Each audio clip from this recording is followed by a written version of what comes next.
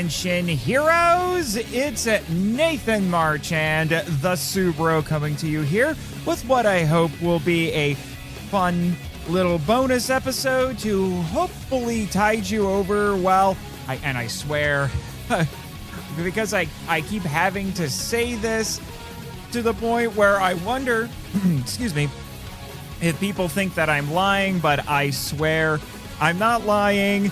We are working on editing the episodes for the second half of our season. You will be getting episodes on Kamen Rider Faiz and the Guyver animes.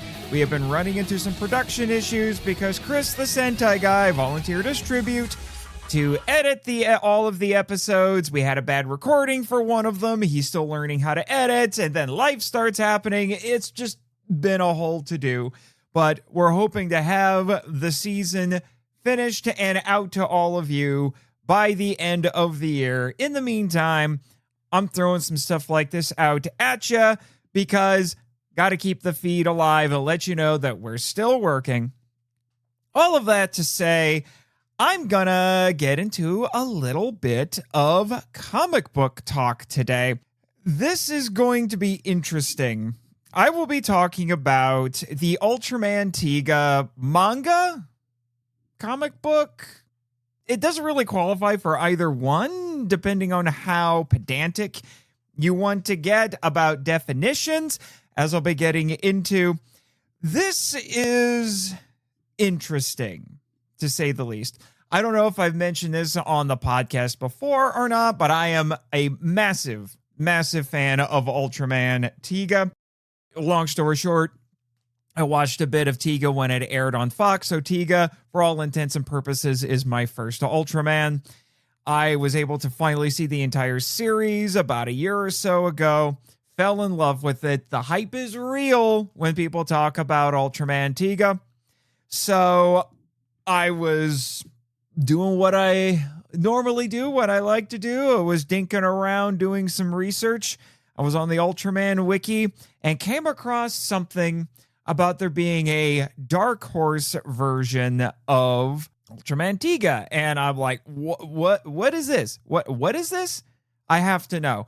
So I looked into it and discovered that there was an Ultraman Tiga comic in the early 2000s, specifically in 2003. It lasted 10 issues and went until about 2004. Now, near as I can tell, if I've got my timelines correct, and I will double check live to make sure, I'm certain that that means this comic, I should say, was being published around the time that the show was being made. So let me see right here. Well, not being made, but was airing in the US. I'm going to be doing minimal editing on this, to be honest, just so I can make sure I get it out quickly. It's one of those things I would, if I had given myself a bit more time to get this made, I think I actually would have, I would try to have some visuals to go along with this. I would be doing a video version of this, but for the sake of time, I won't be doing that.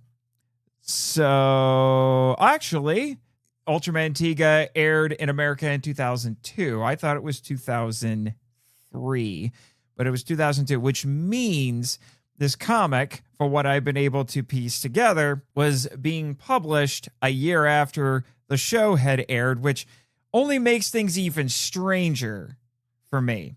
But I read about this, tracked down the graphic novel collections, which are apparently a pain in the neck to find anymore on eBay, and especially Volume 2.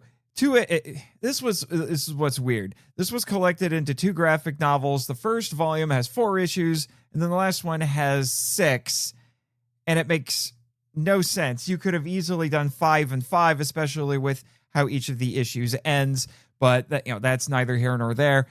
You can still get them for half decent prices. I will admit I'm a little tempted to get the floppies because the floppies would be about the same price if we could get the best prices, about the same amount that I paid for these graphic novels. Although both of them I managed to get for very good prices.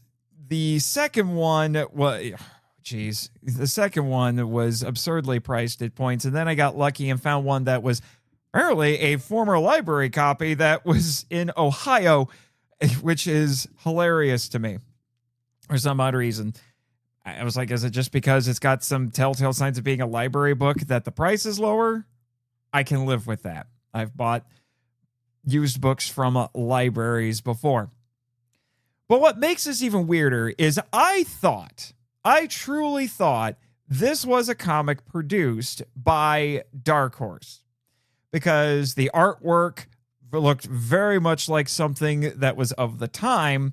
It also looked kind of 90s, but I was willing to believe that a few years after the 90s, there would still be companies, particularly like Dark Horse, because they're not one of the big two, your DC and Marvel, who would still be using that very Liefeldian, I'm talking about Rob Liefeld, a comic book artist, who really was the guy who defined comic art of the era with his ridiculous over-muscled proportions and other things.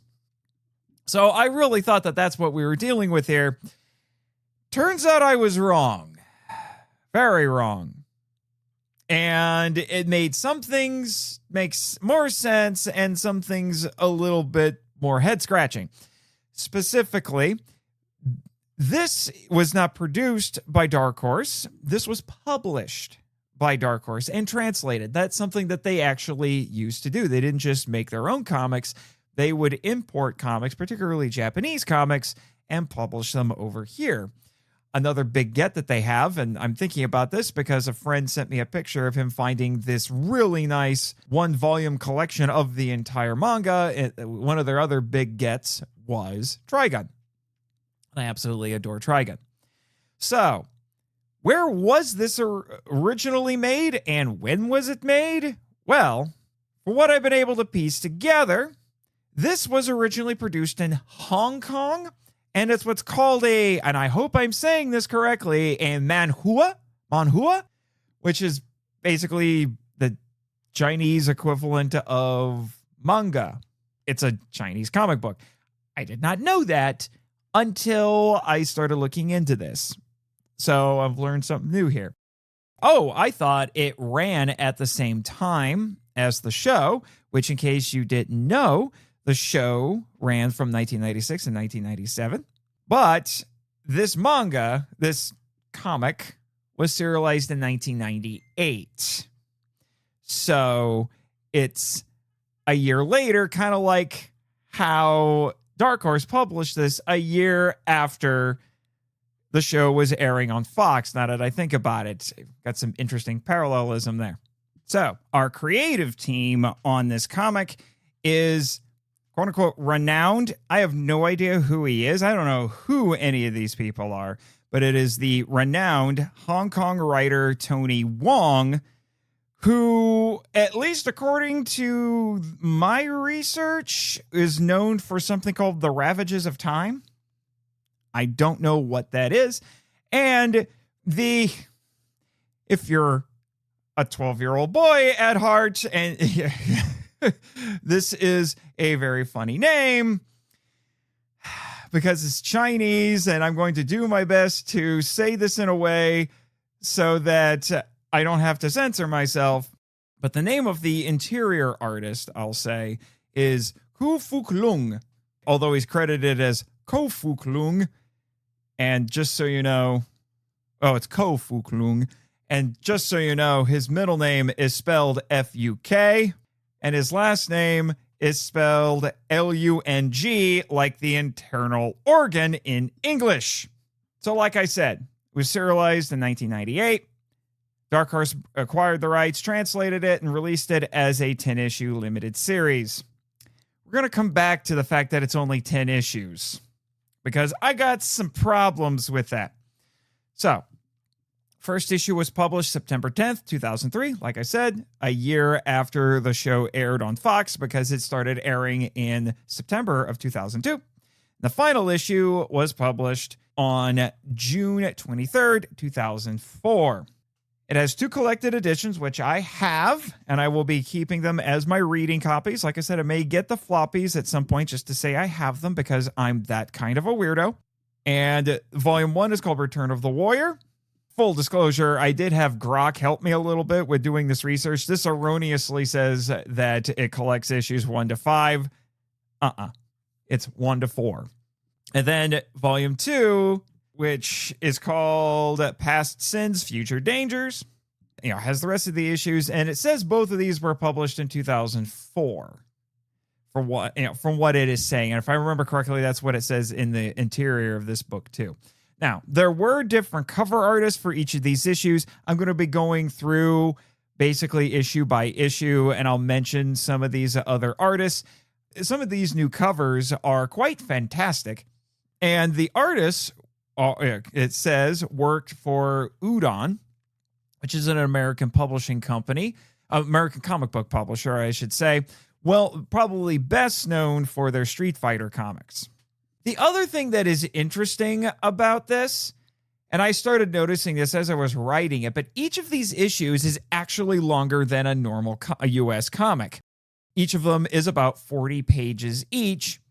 And if you wanted to get a 40-page American comic, you're looking at getting a double-sized issue. Most American comics nowadays are, I should say, about 23 pages. I think they used to be about as long as 25 at one point, typically. Some are even shorter than that now. I think I've seen some as short as 18 pages, which is kind of lame. But to get anything longer than that, your 30 pages, your 40 pages especially, you're looking at those being special issues in some form or another. So that is interesting here. And it says, I don't know how true this is, that because these are 40 pages long, they were priced at $3.99. That seems more like a modern day price to me, but I could be wrong on that. I should mention before we get into this, and I'll unpack these a little bit more as we go, there are some major differences here with this comic compared to the show.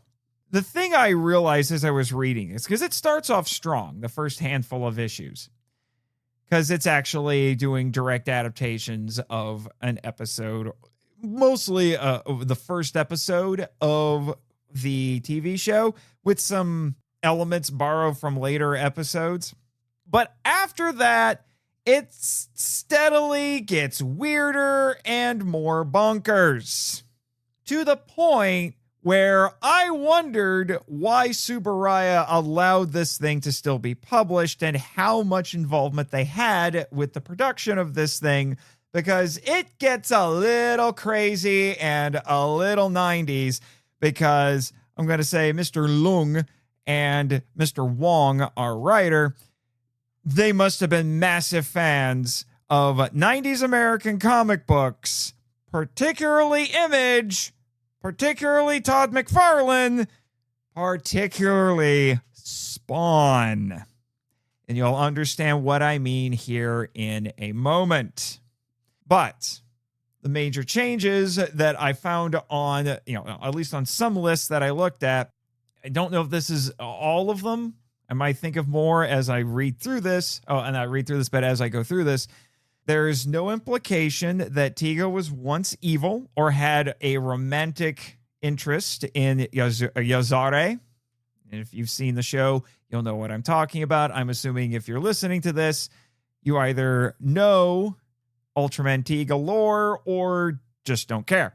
Daigo's transformation involves him ejecting from his jet, which did not happen in the show. It did have the color timer. In this, it's called a biotic sensor. It does have the Guts headquarters, which is called the Citagon, which is a cool name. But this is one of the things that makes this comic a little bit strange. When 4Kids Entertainment, yes, that 4Kids Entertainment brought Ultraman Tiga over and dubbed it, they changed some of the terms for things in the show.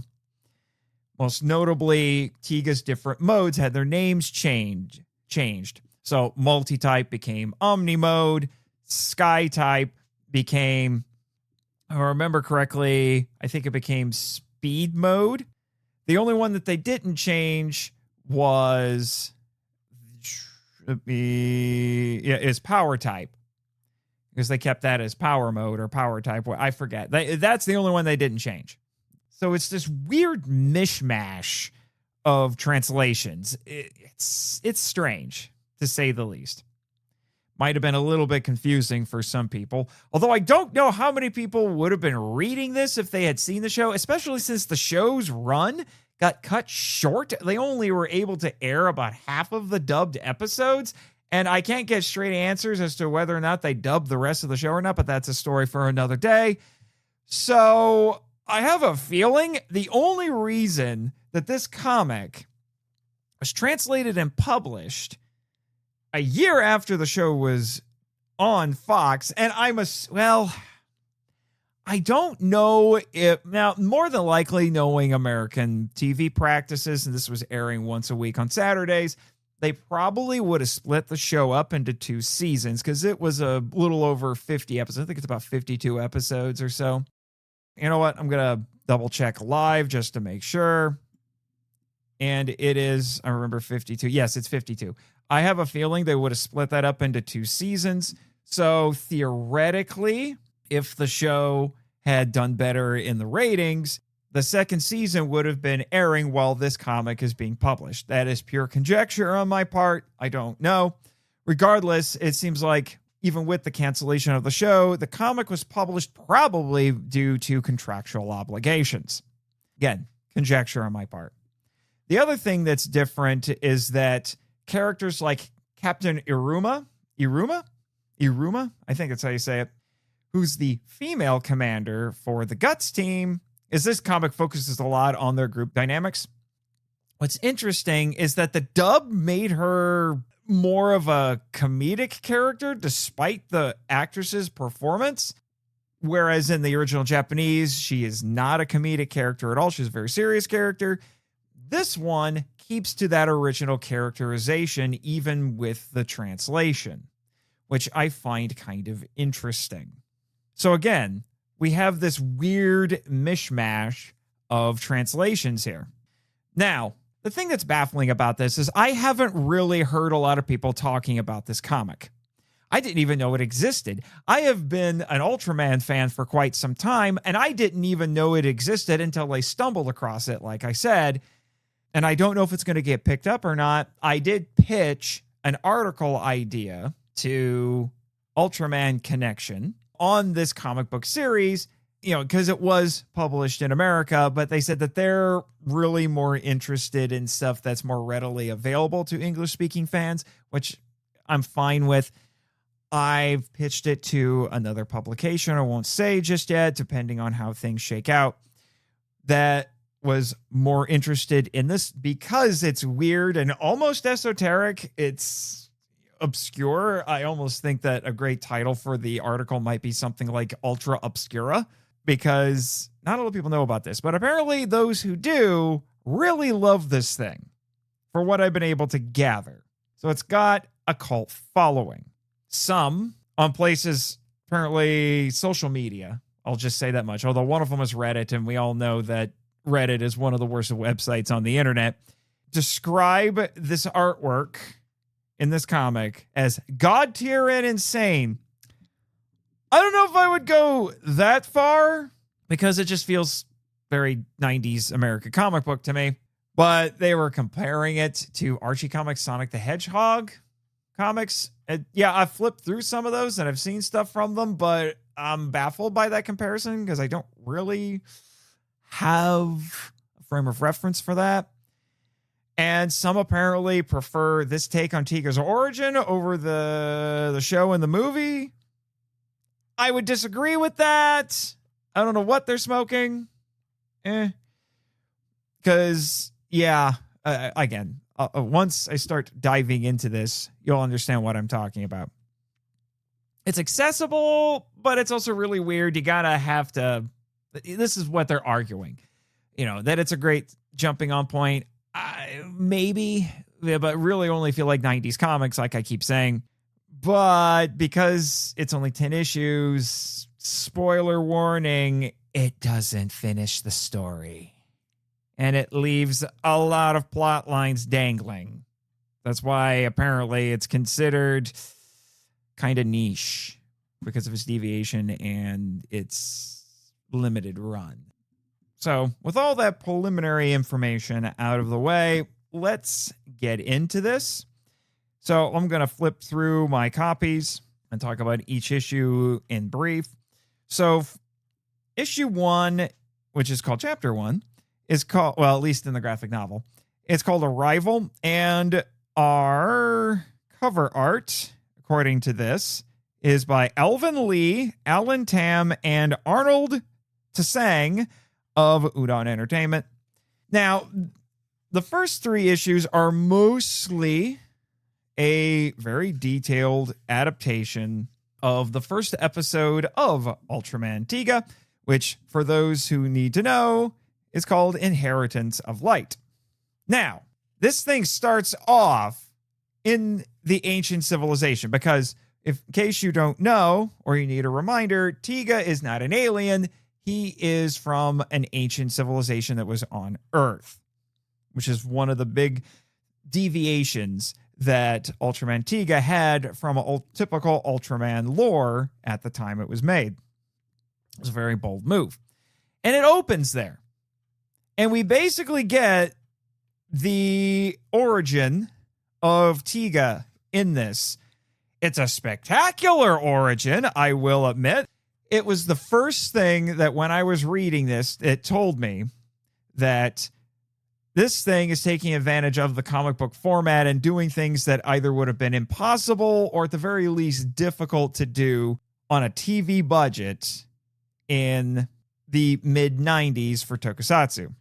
So it opens with this massive battle with an army of kaiju, and it includes a 2-page spread with a gazillion monsters in it, some of which are from the show, some of which are not, at least from going off of my memory. And we see Tiga and 2 of his friends come in and they wreck house to protect the ancient civilization from all of these monsters. And we see Yazare. I'm not going to lie, it is really cool stuff here. And you really start to see just how 90s this artwork is, because the Ultras, particularly Tiga, because he's the one we see the most, they are jacked. It's not quite Liefeldian proportions, but it's darn close. So again, if you're familiar with 90s comic art, you know what I'm talking about. So we see all this stuff. We see the other 2 Ultras fall in battle, and then in order to save the civilization or wipe out this kaiju army, Tiga expends himself, and then we jump to the future, 2049, which is the other thing I need to remind myself of. I need to know if that was a change that was made for the dub, because I don't remember if the dub was the one that decided to set it in the future or not. So I'm going to double check here. Let's see, because I know the dub, they said it was in the future, but I don't remember if the original Japanese version was set in the future. It just says 21st century Earth. I just don't remember the exact year that it took place. I don't remember. I want to say it was the early 2000s, if I remember correctly. So it was the near future. I could be wrong on that.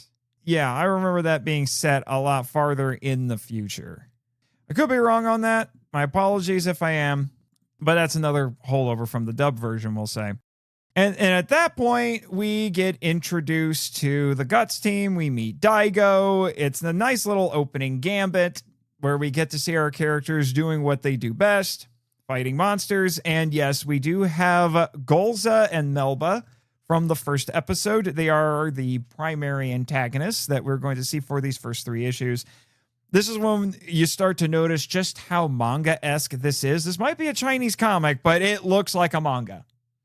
And I would not fault anybody for reading this and thinking this has to be a manga, as it very much looks like that. Now, some of the order of events with these first 3 issues is different than what's in the show. Obviously, the show did not have anything to do, from what I remember, it did not have anything to do with the ancient civilization stuff, which is one of the other key differences between this and the show, is there's basically no mystery whatsoever about the origin of Tiga in this. In the show, it's something that gets slowly unveiled as the show goes on, in part because, for what I've read, the production of Tiga was a little bit rushed. The fact that it came out top tier, not only good, but top tier Ultraman is indeed a miracle. So this takes all that mystery out because just like in that episode, Yuzare does appear to Daigo.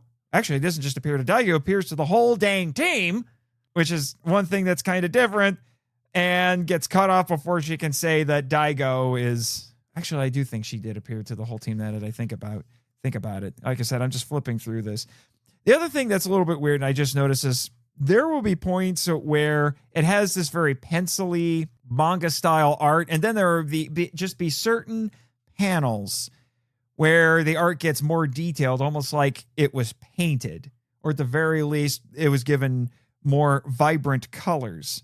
Sometimes it's for emphasis and effect, I'm not sure, but anyway, issue 1 ends with Melba going after the team after they see this message from Yuzare and the strange artifact, again, mirroring the show pretty well.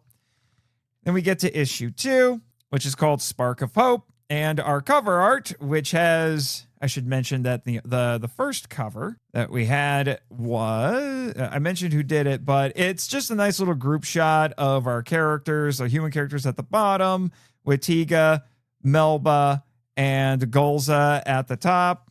Looks like a movie poster.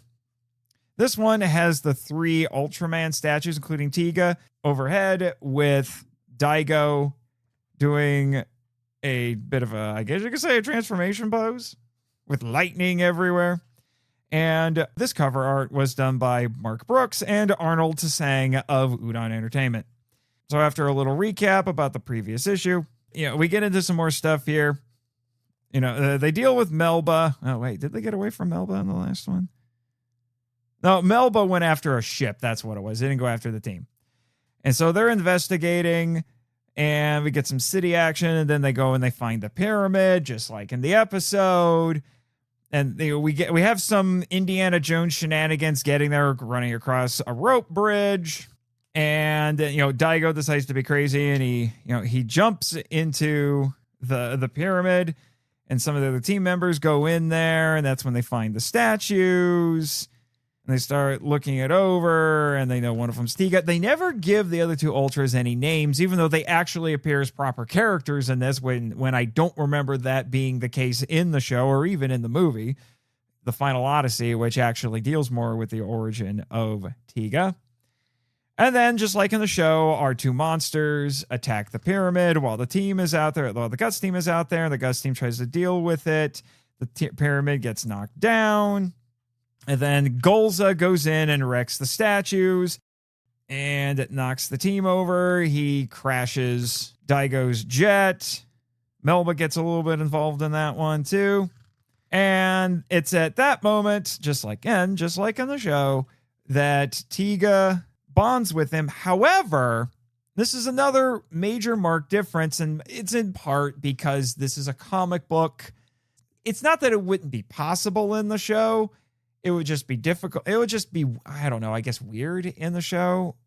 Although it kind of predates what we see in some of the new gen hero stuff where they do stuff like this.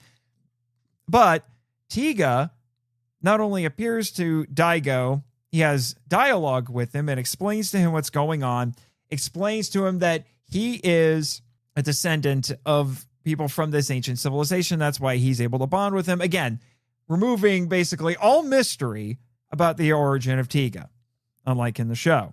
So, and he actually has a personality, like he is for sure a separate being, whereas for what I can remember from the show, that's kept a little bit ambiguous. So it's a bit more like traditional Ultraman, which I like and I don't like.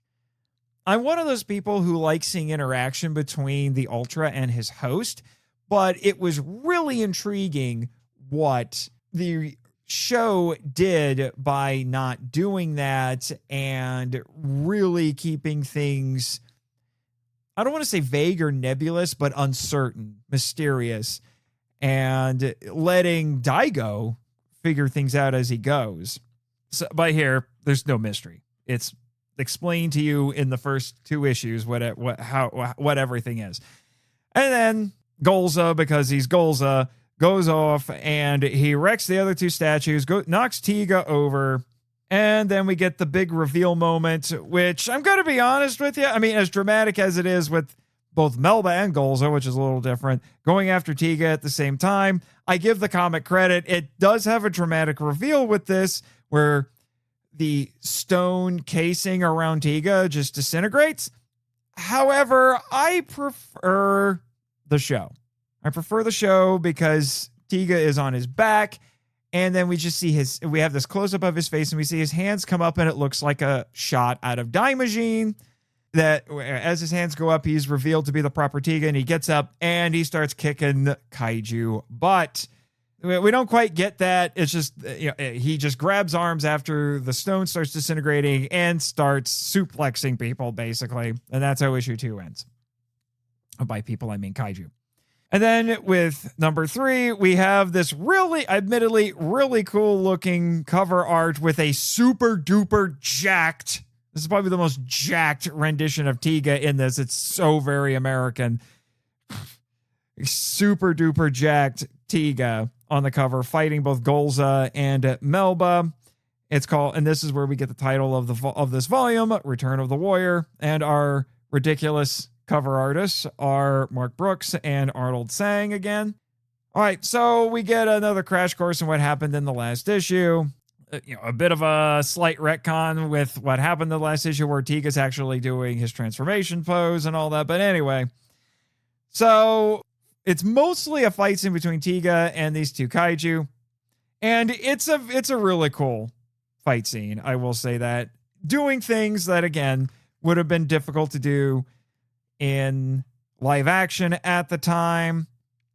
It's very manga-esque, very anime-esque.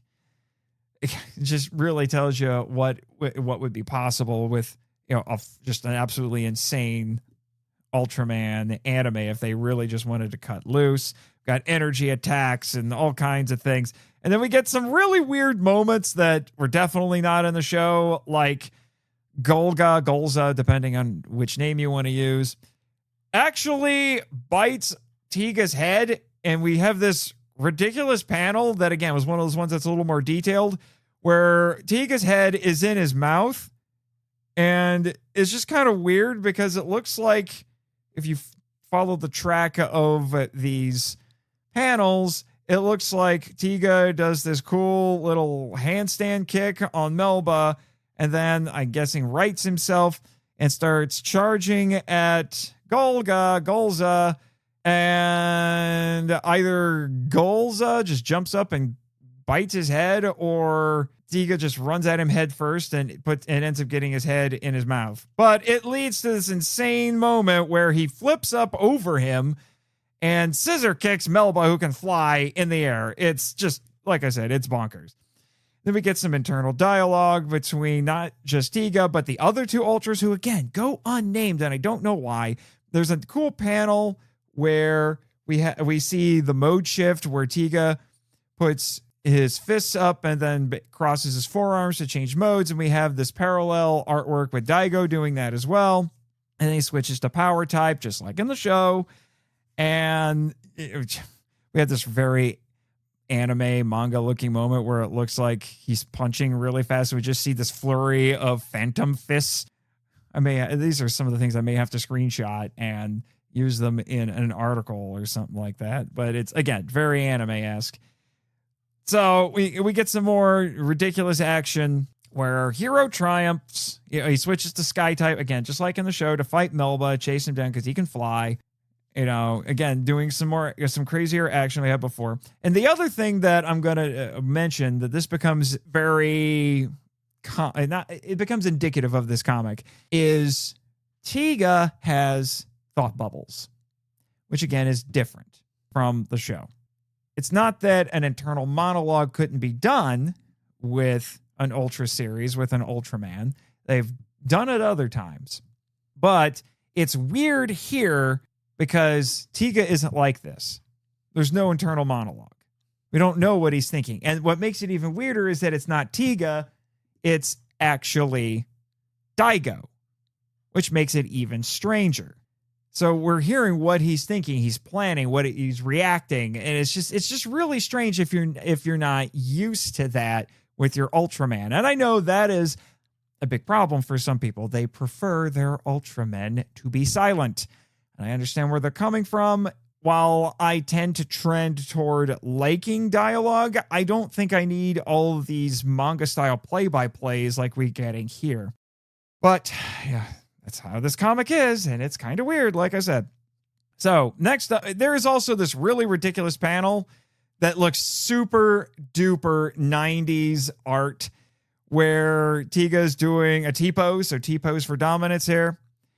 And he has a really, really tiny head. He's got shoulders as wide as the horizon. He's got this super duper V shape. His chest is gigantic. Again, I should screenshot this and show it to all of you, but it just looks crazy, especially with his arms stretched out in this T-pose. It just makes his shoulders look even wider, and it makes his head look even smaller. Again, super 90s.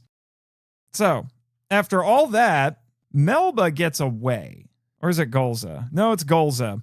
Melba gets all kinds of blowed up. Golza, Golgo, whatever. He gets away. And it's mentioned at the end of this issue, and in, I believe, the next issue, we'll find out here in a moment, they're like, oh, we better find him. Spoiler warning, they never do. That's one of those threads that's left dangling, because more plot lines start happening and they forget what happened in those first issues. Oops. But then we get this very Ultraman sort of ending where the team is like, oh, well, who the heck was that? And where's Daigo? And then he comes around and it's like, hi, guys, I'm not dead. Thinly veiling the fact that he's actually Ultraman. And the reason why he gets away is because the color timer goes off, and that's when the Ultras explain to him about the color timer thing, which was not in the show. It just happened. We don't have these other two Ultras telling him what's going on here. And so that's basically how it ends. And, you know, he finds the Spark Lens, or the Torch of Tiga, if you prefer the dub. He finds that stuffed in his coat, and is told, oh, you'll need to use this whenever you need to transform and things like that. And it's cool. And we get this ominous warning about how there's more darkness and enemies coming and blah, blah, blah, blah. So it's not bad as a start. I don't like the deviations, like I said, from what was in the show, but it's they spend basically 100 pages if we exclude the prelude, that flashback to the ancient civilization. They basically spend 100 pages of comic adapting just the first episode of the series. And when I was reading this, I was I didn't much care for the changes, but I was excited about this. I was like, damn, this is a pretty solid beginning. And then it just starts going downhill from there. Even if they use monsters from the show, or monsters that might have been inspired by Monsters of the Week in the show, it's weird, but we'll get to that. On to issue 4.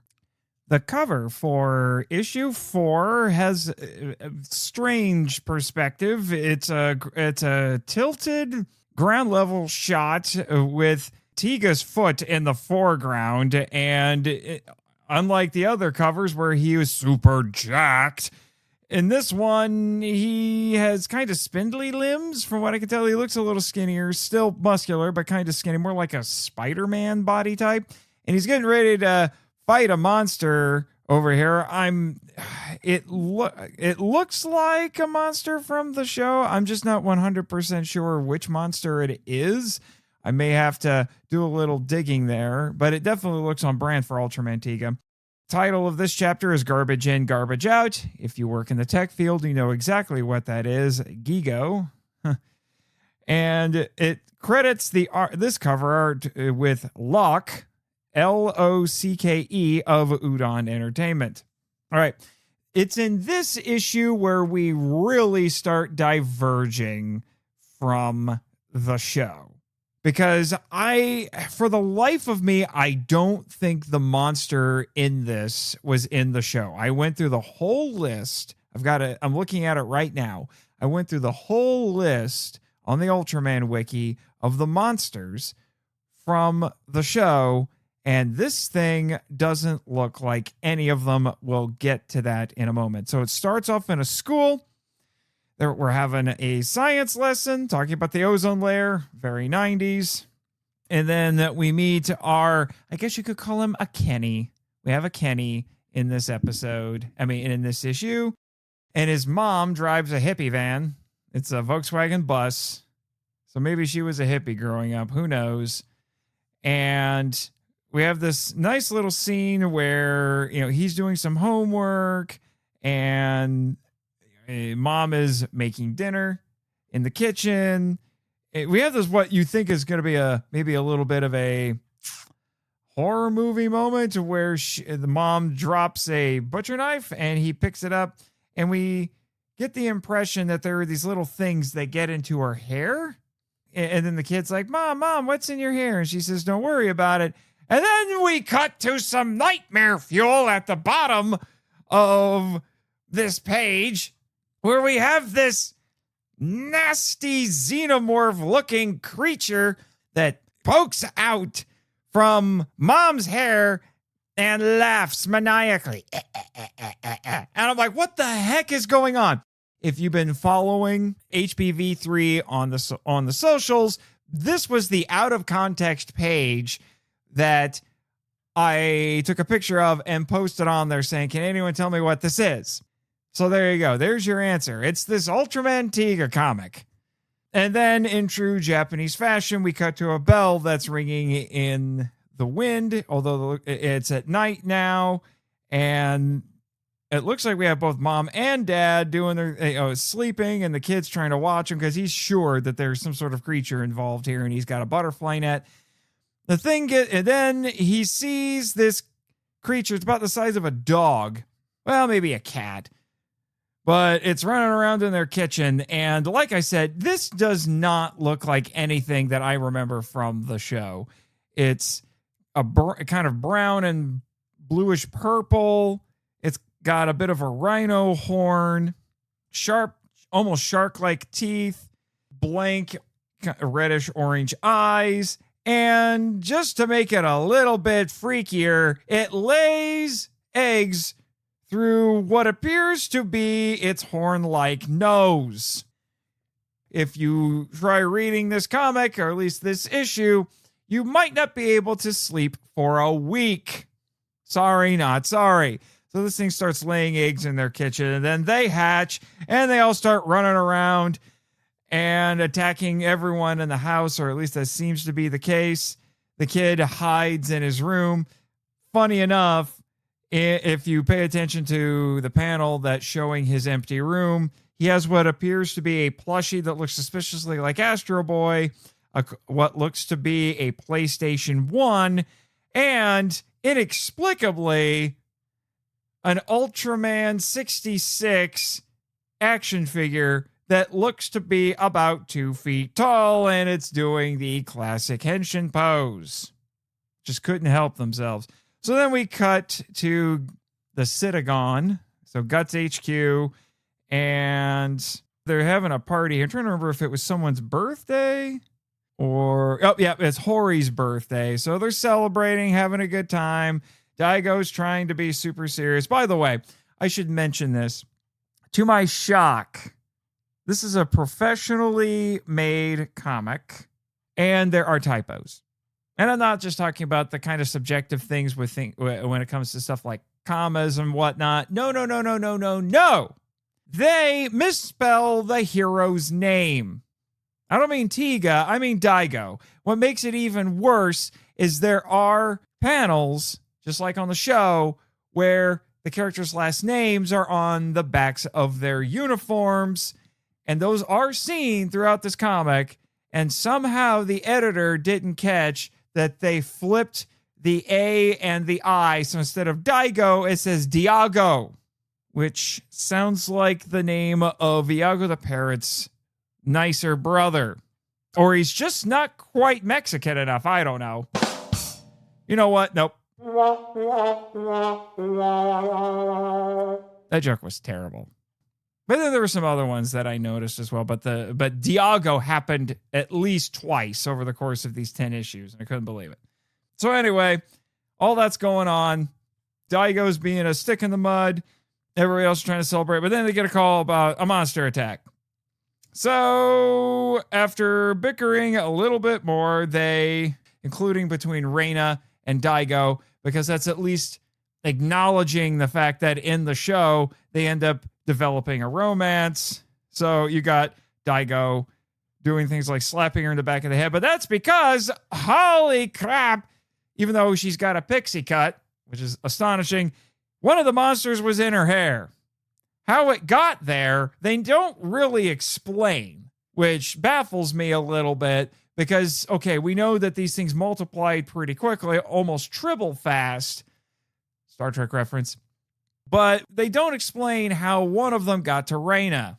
40 pages, extra long comic by American standards, and they couldn't bother to explain that.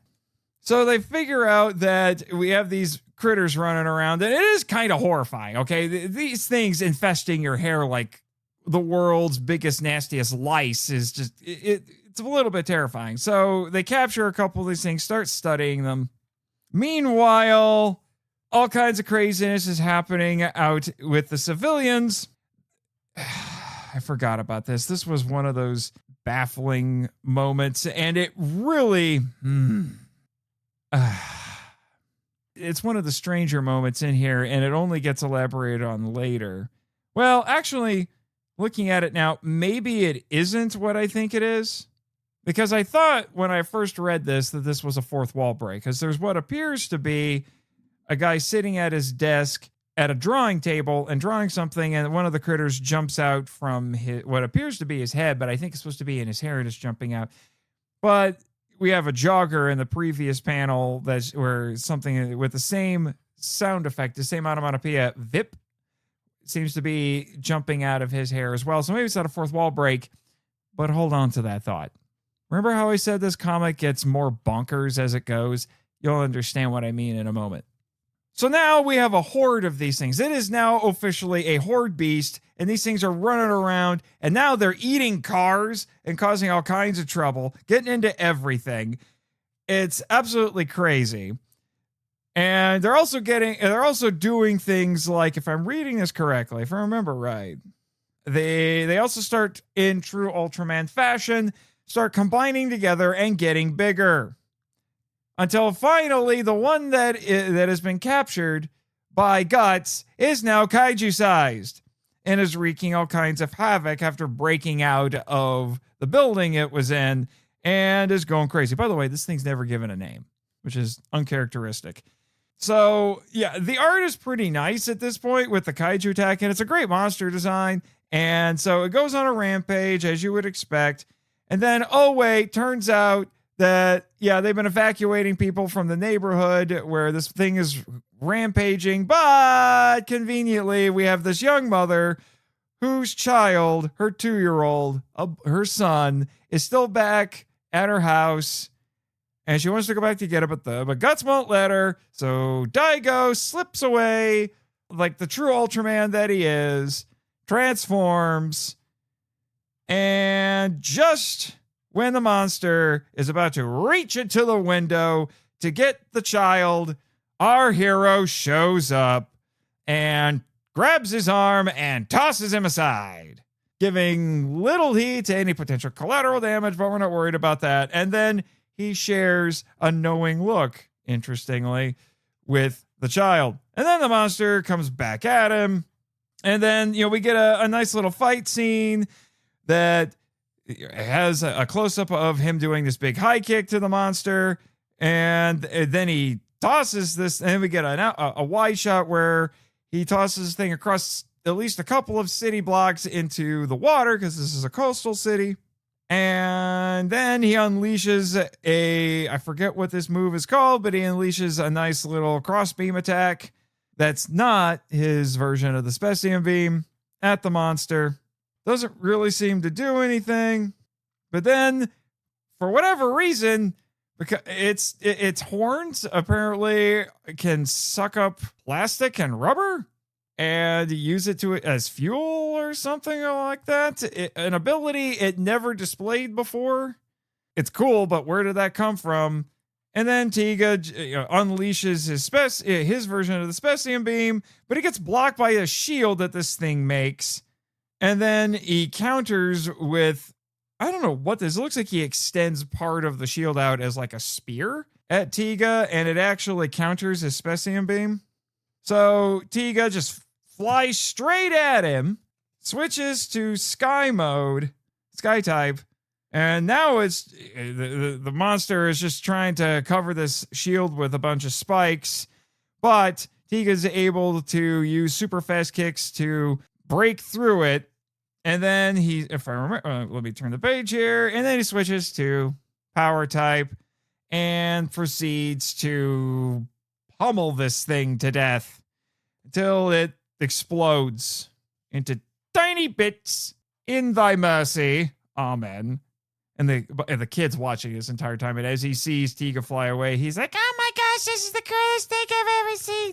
And then we have a nice little wrap up where the kid we saw before is reunited with his mom, and all is well, aside from the fact that their house has been destroyed, but at least they still have each other. Daigo shows up at the last minute. He's like, hey guys, I'm alive.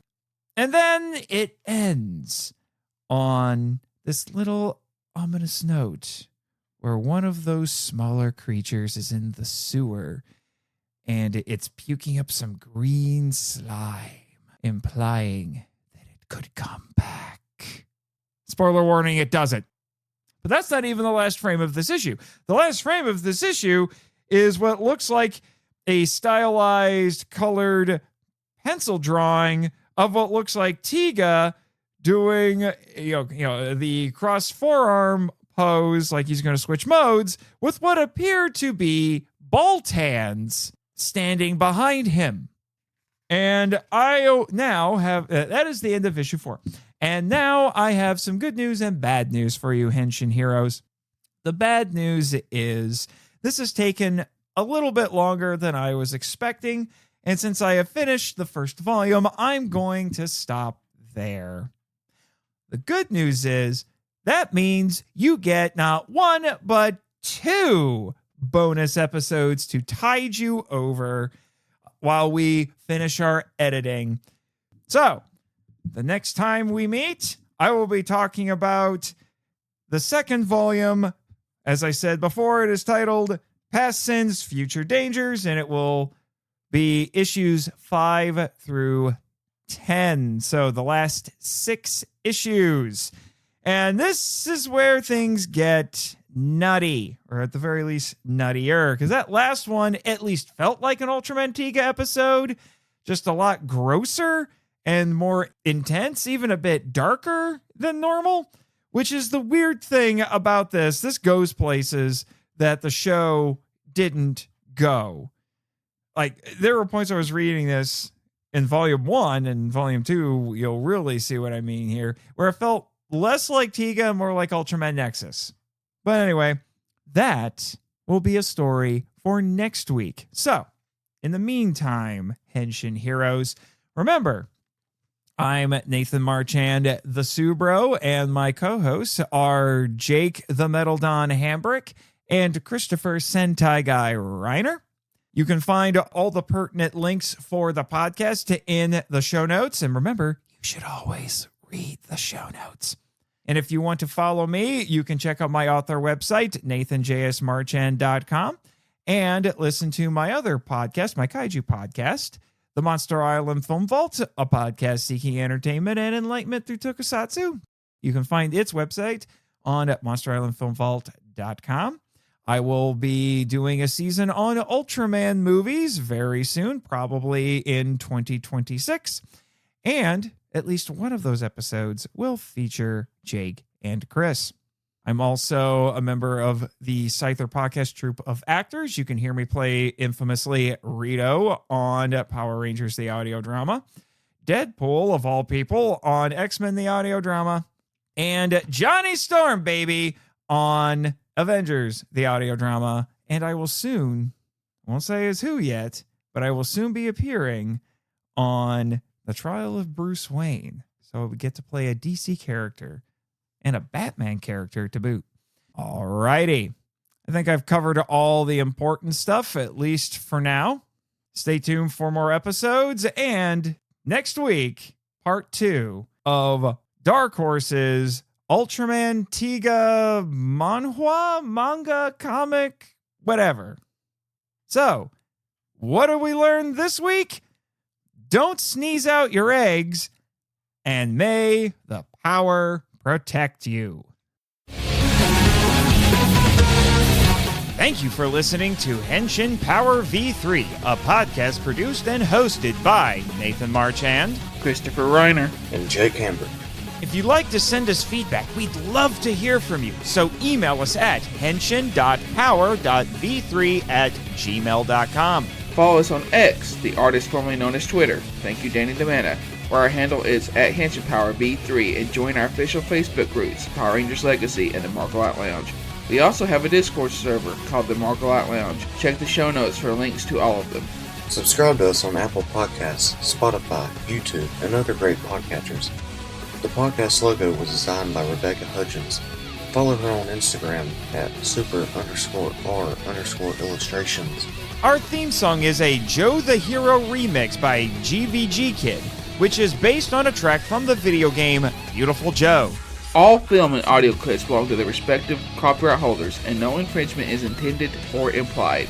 Please rate and review us on Apple Podcasts, Spotify, and Podchaser to spread the word about the show. And until next time, Schwash!